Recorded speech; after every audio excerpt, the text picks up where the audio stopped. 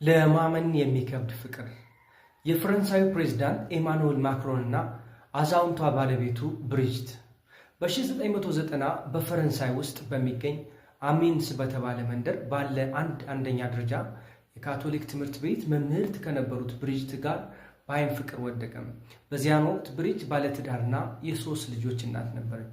የ15 ዓመት ልጃቸው ማክሮን በፍቅር መውደቅ ከቤተሰቡ ጀምሮ በመድረሱ ቤተሰቡ ወደ ፓሪስ ትምህርቱን እንዲያጠናቀቅ ላኩት። ከዚያም የማክሮን እና ብሪጅት ግንኙነት ተጠናክሮ እሱ በ29 ዓመቱ እሷ በ53 ዓመቷ የዛሬ 19 ዓመት በ2007 ጋብቻ ፈጸሙ። ዛሬ የፈረንሳዩ ፕሬዝዳንት ኢማኑኤል ማክሮን የ48 ዓመት ጎልማሳ ሲሆን ባለቤቱ ብሪጅት ሜሪ ክላውድ ማክሮን የ72 ዓመት አዛውንት ናቸው።